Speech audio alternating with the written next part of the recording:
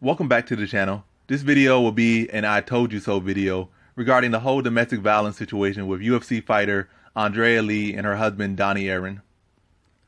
Andrea Lee debuted in the UFC earlier this year with an impressive decision victory. Then a few days later after the victory, a picture of her on vacation with her husband Donnie Aaron began to get a lot of attention. It's not like it was hidden or it was on Google, it was on her own Twitter page.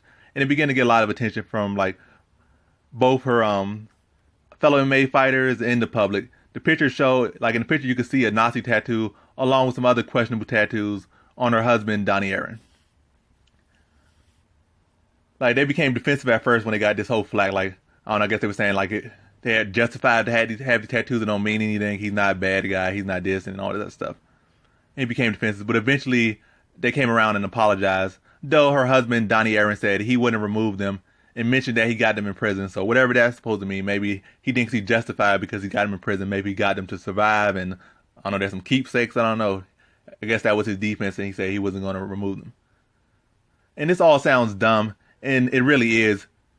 People call him racist for the tattoos and call her racist by association is they must share similar views since they are married and all. But in my opinion, them being racist or not is their own problem, not anyone else. I could care less about them being racist or not. That's their demon to have on their shoulder if they wouldn't be racist or not, because they ain't gonna bother me with that. That's them.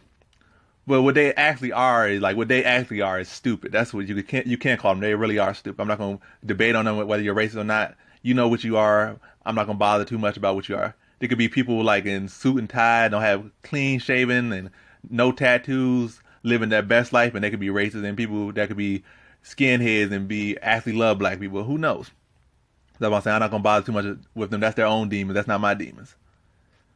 Maybe he just, so now let's get back to the video. Maybe he just joined up with some white gangs in prison to survive.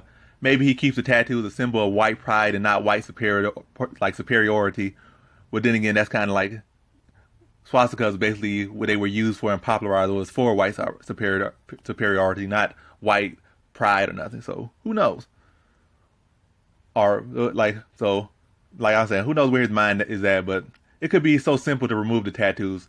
You know what they mean. You know how all about the Nazis and all that stuff. It's not a good image. He could easily remove the tattoo. It's not going to kill him to remove the tattoo and just show that he's at least matured a little bit. At least he understands what the tattoos mean. And he's not no 20-year-old, 19-year-old, 18-year-old. He's a 40-year-old man. He knows better. So he obviously knows what they mean. He just saying too prideful or nasty to remove those tattoos, but that's him.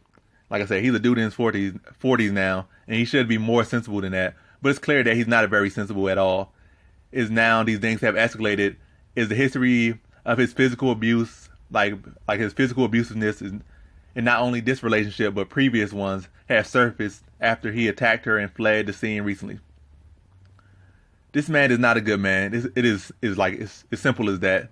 The Nazi tattoo should have been, and reluctance to move it should have told you everything that you needed to know. And also, not to mention, the biggest telling factor is that he killed an unarmed man who was apparently black by shooting him multiple times. So basically, he already probably had the man wounded. The man's already dying or down. He kept shooting him till he died. And that should have told you everything you needed to know about him and more. And that's why he was in jail in the first place the first time. The only thing Donnie Aaron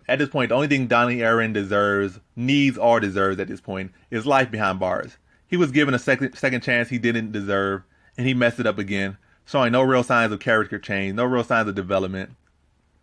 He will probably get off light if he didn't get life the first time for murder, then he'll probably get around 10 years maximum for battery and evasion. Which sucks. He deserves much worse. But that's about all I got to say for this video.